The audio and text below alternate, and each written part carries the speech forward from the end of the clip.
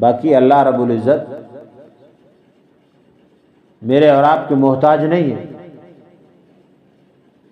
مجھے میری اور آپ کی عبادت کی اللہ کو ضرورت بھی نہیں ہے. اللہ رب العزت کو میری اور آپ کی عبادت کی کوئی حاجت نہیں ہے.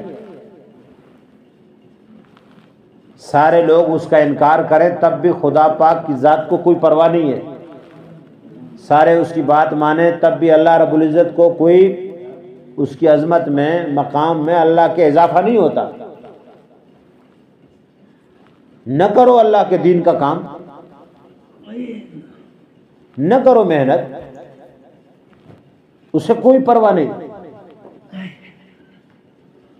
اللہ تعالیٰ اپنا دین کا کام، اپنا دین سر بلند کرنے کے لیے میرے اور آپ کا محتاج نہیں ہے. اس کو ضرورت بھی نہیں ہے. جب ابرہہ کا لشکر بیت اللہ پر حملہ کرنے کے لیے چڑھ دوڑا اور لوگوں نے ہاتھ کھڑا کر دیے کہ ہم بیت اللہ کی حفاظت نہیں کر سکتے، ہم سے نہیں ہوگا، اس بڑے دشمن سے ٹکر ہم نہیں لے سکتے، سارے پیچھے ہٹ گئے. اللہ نے اپنے گھر کی حفاظت کس سے کروائی؟ ابابیلوں سے، حقیر مخلوق سے، چھوٹی مخلوق سے. اس کے بڑے بڑے ہاتھی تھے، اللہ نے اس کے مقابلے میں بڑے بڑے فرشتے نہیں بھیجے. بڑی کوئی طاقت نہیں بھیجی اللہ نے. اس کے ٹکر اور اس کے مقابلے کے لیے اللہ نے کوئی مضبوط طاقت یا مضبوط کوئی چیز استعمال نہیں. بالکل چھوٹی مخلوق اللہ کی، پرندے. اور پھر پرندوں کے ہاتھ میں کوئی بڑے بڑے اسلحے، بڑا بڑا ایٹم بم یا بڑا کوئی طوفانی تباہی کرنے کے لیے کوئی بڑا کوئی جدید ٹیکنالوجی یا کوئی کچھ بھی نہیں.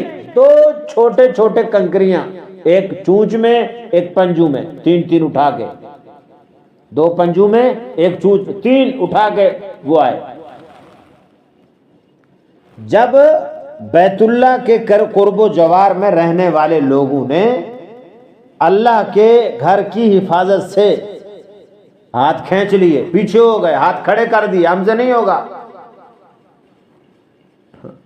اللہ نے اپنے گھر کی حفاظت خود کی یا نہیں کی؟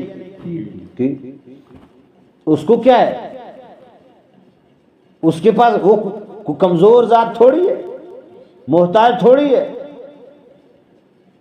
فرعون کو مارنے کے لیے، نمرود کو مارنے کے لیے یا قارون کو برباد کرنے کے لیے اللہ نے کوئی بڑی پاور والی چیز استعمال نہیں کی.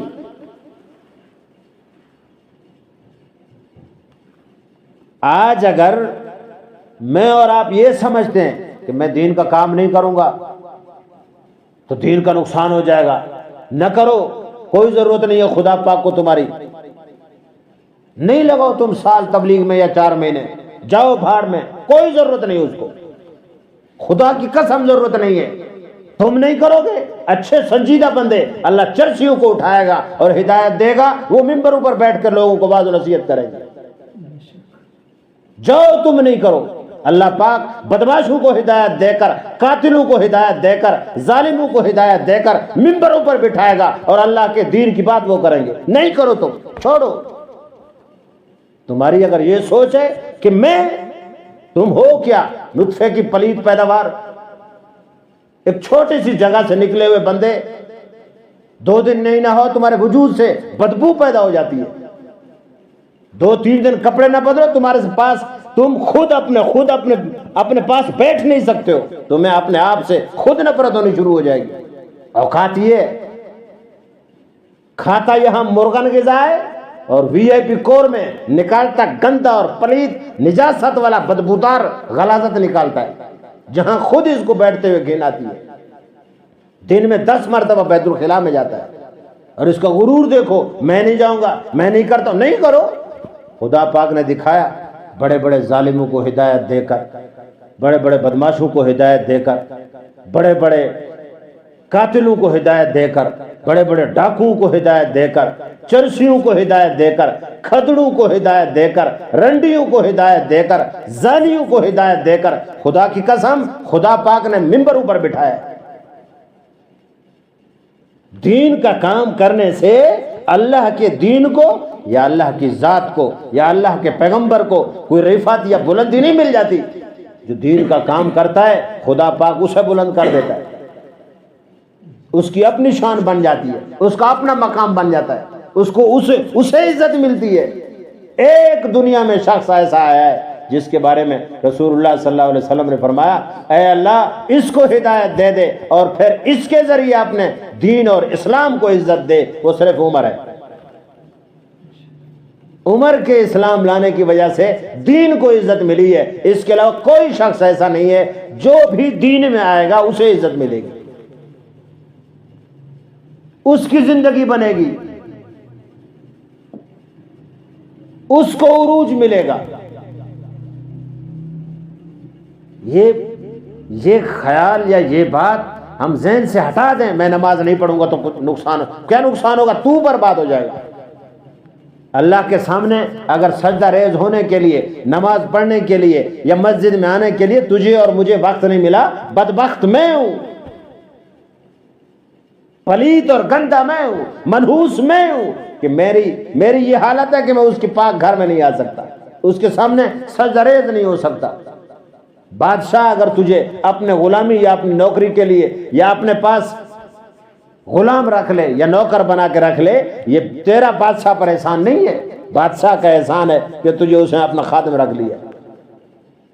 ورنہ حضرت رومی رحمۃ اللہ علیہ فرماتے تھے کہ تو ہٹ، ہزاروں لوگ کھڑے ہیں بادشاہ کی غلامی کرنے کے لیے، تو تھوڑا دور ہو، ہزاروں لوگ کھڑے ہیں جو اس کی کیا کریں گے؟ بادشاہ کی غلامی کریں گے، نوکری کریں گے، جوتے اٹھائیں گے، اس کے لیے تخت سجائیں گے، اس کے لیے کھانے پکائیں گے، اس کی غلامی کرنے کے لیے ہزاروں کھڑے ہیں. تم ہٹو تو صحیح. اس کو کیا پرواہ، وہ تو احکم الحاکمین ہے، وہ تو یا ذا الجلال والاکرام ہے، وہ تو اتنا بلند جس کے بلندی کی کوئی انتہا نہیں. سارے انسانوں کے دماغوں کو ایک جگہ اکٹھا کرو، خدا کی قسم اللہ کی ذات کو پھر بھی نہیں پہنچ سکتے. سارے انسانوں کا علم انبیاء سمیت اکٹھا کرو، اللہ تعالیٰ کے علم کو بیان نہیں کر سکتے. سارے انسان اور جنات اور کائنات میں موجود ساری مخلوق کی طاقت کو ایک جگہ اکٹھا کرو، اللہ کی طاقت کے سامنے صفر اور زیرو ہے، کچھ بھی نہیں ہے. سارے لوگ اپنی تمام تر طاقتوں کے ساتھ اکٹھے ہو جائیں، اللہ کے ایک ہوا کا مقابلہ نہیں کر سکتے. اللہ کے بھیجے ہوئے سیلابی ریلے کو نہیں روک سکتے، اللہ کے بھیجے ہوئے طوفان کو نہیں روک سکتے، اللہ کی بھیجی ہوئی وبائی امراض اور بیماریوں کو نہیں روک سکتے. سارے حکیم اور طبیب اکٹھے ہو جائیں کہ فلاں وبا آ گئی ہے، فلاں بیماری آ گئی ہے، اس کو ختم کر دیا جائے، نہیں کر سکتے. اس کی طاقت، اس کے فیصلے، اس کا امر، اس کا حکم سب پر حاوی ہے. ایسا نہیں ہے کہ وہ دنیا کا کوئی بادشاہ ہے، ایسا نہیں ہے کہ وہ دنیا کا کوئی سردار ہے، ایسا نہیں ہے کہ وہ دنیا کا کوئی بڑا آدمی، نہیں، وہ مولا ہے، وہ مالک ہے، وہ خالق ہے، وہ رازق ہے. بڑے بڑے لوگ آئے اللہ کا مقابلہ کرنے کے لیے، بڑوں نے زور لگایا خدا کی طاقت کو دیکھنے اور آزمانے کے لیے، اور اللہ کی طاقت کو چیلنج کیا انہوں نے. خدا پاک نے عبرت کا نشان بنا کر ایسے لوگوں کے سینکڑوں واقعات قرآن میں بیان کیے. قوم سمود، قوم عاد، کتنے بڑے بڑے قومیں تھیں. شعیب علیہ السلام کی قوم، صالح علیہ السلام کی قوم، ہود علیہ السلام کی قوم، ابراہیم علیہ السلام کی قوم، بڑے بڑے قومیں، بڑی بڑی قومیں، طاقت میں بے مثال، اور ان کے پاس بڑے بڑے نئے نئے ہنر تھے، لیکن سب خدا پاک نے زیر و زبر کر دیا. جب نبی کی دعوت کو ٹھکرایا، اللہ نے انہیں ایسا ٹھکرایا کہ جہنم کی تہ میں پہنچایا. اور قرآن ان کی تاریخ پورے الفاظ میں نقل کرتا ہے. قرآن ان کی تعریف نہیں کرتا، قرآن ان کی برائی بیان کرتا ہے. عبرت کا نمونہ بنایا، عبرت کا نشان بنایا، تاکہ آنے والی میرے محبوب کی امت انسان بن کے رہے اور وہ یہ غلطیاں نہ دہرائے.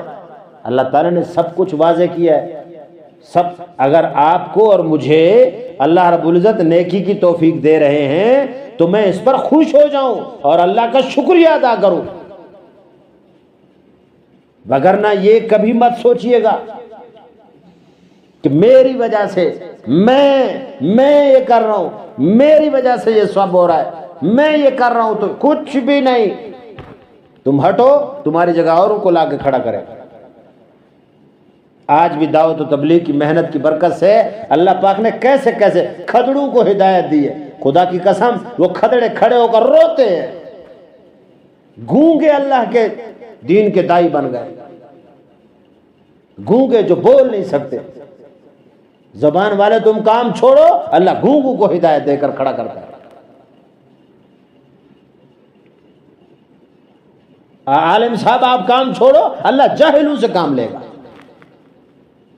مالدار سمجھتے ہیں میرے مال کی وجہ سے تم ہٹو، خدا پاک تیرے مال کو محتاج نہیں ہے، اس کے پاس خزانے ہیں۔ تیرا اگر 1-2 ٹکے اللہ کے دین کے لیے مسجد میں، مدرسے میں، یا کسی غریب یا کسی یتیم یا کسی لاوارث، کسی مجبور، کسی قیدی پر، کسی طالب علم پر لگ رہا ہے تو یہ تیرا کمال نہیں ہے، یہ اللہ کی مہربانی ہے کہ تیرے چند ٹکے اس نے اپنے ان لوگوں کے لیے قبول کیے۔ یہ اللہ کی مہربانی ہے کہ تجھے اپنے گھر میں آنے کی توفیق دیتا ہے، یہ اللہ کی مہربانی ہے۔ آج اگر کسی بڑے وزیر کے سامنے یا کسی بڑے صدر کے سامنے میرا اور آپ کا جانا ہو جائے اور ہم اس سے مل لیں تو ہم کیا کہتے ہیں؟ یار یہ ان کی مہربانی ہے، انہوں نے ہمیں ٹائم دیا، کہتے نہیں کہتے؟ ایک وزیر سے ہم ملنے گئے اور ایک وزیر صدر سے ہم ملنے گئے اور وہاں اگر ہمیں ٹائم مل گیا تو ہم کیا کہتے ہیں؟ یہ صدر صاحب کی مہربانی ہے، انہوں نے ہمیں 2 منٹ دیے۔ وہاں مہربانی یاد آتی ہے، یہاں مہربانی یاد نہیں آتی کہ اللہ کی مہربانی ہے اس نے یہاں آنے دیا ہے، یہ اللہ کی مہربانی ہے آج اسے مغرب میں مجھے توفیق دے دی ہے، یہ اللہ کی مہربانی ہے آج میں نے الحمدللہ قرآن کی تلاوت کر لی ہے، یہ اللہ کی مہربانی ہے الحمدللہ میں نے وظائف پورے کیے ہیں، یہ اللہ کی مہربانی ہے الحمدللہ۔ یہاں یاد نہیں آتا، وہاں یاد آ جاتا ہے۔ ایک چائے کا